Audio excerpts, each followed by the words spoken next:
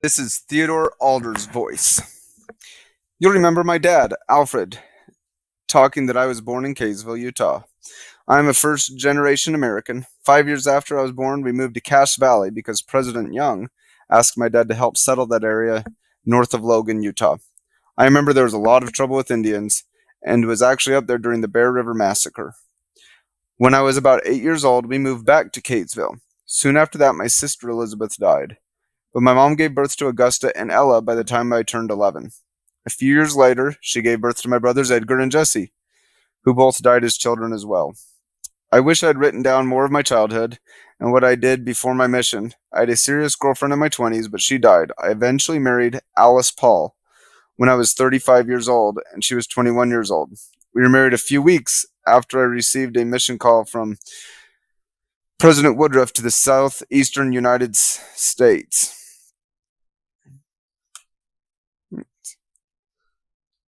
Here, I served in the southeastern part of Alabama and a little bit in the Florida Panhandle.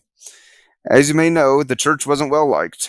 I did not see many people baptized. A lot of what we did was find churches, schoolhouses, and people's homes to hold meetings so we could preach to many people at once.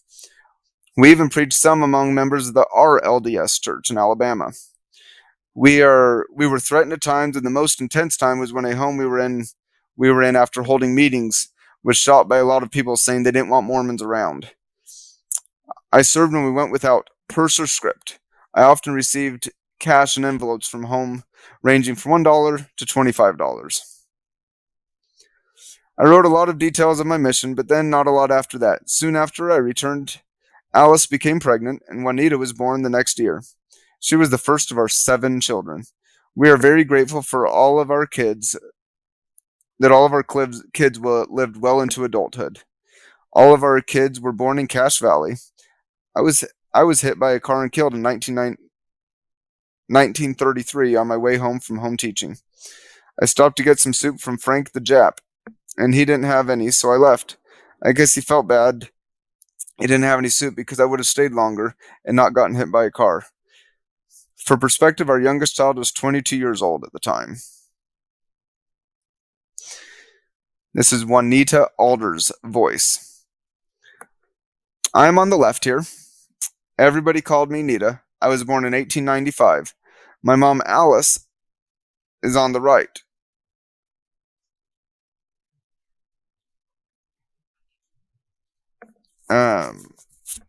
My daughter, Idana, is standing, and my granddaughter, Nancy, is in my lap.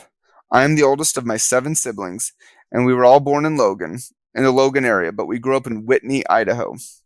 I was slow to start walking, and I had shoes with whale bones in them to give my ankles support. They needed the support because I was so tall. I went to school through the 8th grade, in which I walked there and back. I went to school with Ezra Taft Benson. At the time, I didn't know it was that neat, but those watching this will care. From age 13 to 17, I worked for my mom's brother, George. He ran a confectionery in Preston. I made fondant and other candy, but I never learned to dip chocolates. When I was 17, I married Nathan Swainston. After 5 months of marriage, we had our first child born, Idana. Then 20 months later, Albert Rill, whom we called Rill, was born. Almost 2 years after that, Alfred Theo was born, but tragically, he died at only 6 days old. Here is our first home. Here in our first home, slivers kept getting on my children's knees, so my mom, Alice, helped me get linoleum for our 2-room, 2-story home that was near where my parents lived. We didn't have running water, so I had to carry it from George Crockett's home. I loved sewing dresses for the 4th of July celebrations. 3 years later, we moved from Whitney to 83rd South and 4th East in Preston, so we could be closer to the school for Idana. That same year, Natel was born on Christmas Eve. Nate was making improvements on this home and expanded it from 4 rooms to 6. For 4 children, though, our kids slept in rooms that were not bedrooms. We didn't go to church, but made dinner for my parents on Sunday, and they came over after church. Cabbage balls were some of my favorite to make. After Alden was born, I went to work for 36 years, mostly at J.C. Penney's, and was often known as the J.C. Penney grandma. Well, we let my dad, Theodore, name all of our kids. Idana was for the state we lived in, Idaho. Rill was for a town in Wales. Natel is after Nathan, my husband, and Alden after my maiden name, Alder. Nate drove cattle for Alvin and Roy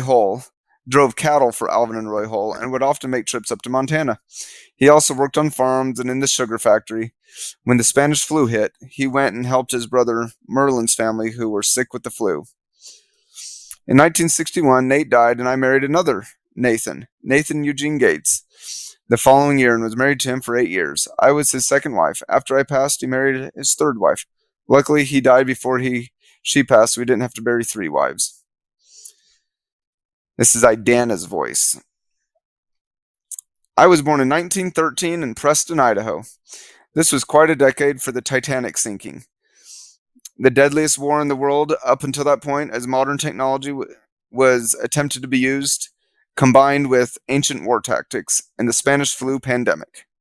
I was the oldest child, with my brother who was just younger than me, who we called Rill, and then I had 2 younger sisters, Natel and Alden. I was a perfectionist in many ways, and I hated getting dirty.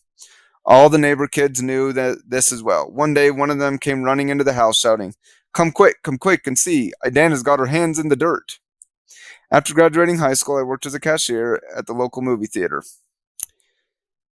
About a year after graduating high school, when I was 19 years old, I married Don Greaves, who was 22 at the time.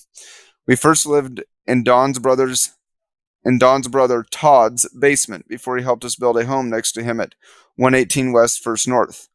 I didn't attend church growing up, but I did get married in the Logan Temple. After 7 years of marriage, our first child, Nancy, was born, and then 5 years later, I gave birth to Bill. We didn't attend church as a family, although I did teach primary some during the week. Only a year after Nancy was born, Don had to submit his draft registration for World War II. The attack on Pearl Harbor was still over a year away, but I was nervous my husband would be off to war at some point, but he never had to. Don owned a grocery store a few blocks away, and I cared for our children and home. The grocery store was successful, and I was quite instrumental in helping him with the management of the store. A couple of years after Bill was born, along with Don's brother Todd and Seymour, we built our home that still stands today at 88th North, 1st West in Preston, Idaho, which was just a few homes away from our first home. I was active.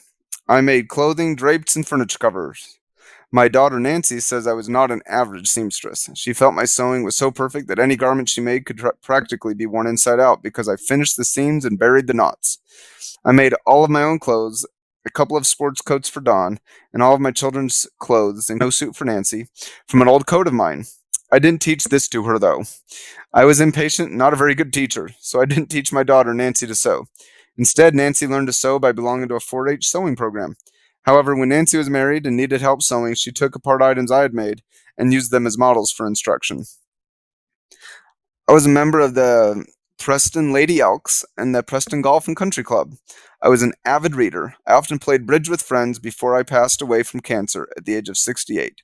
Don and I traveled a lot, which I quite enjoyed.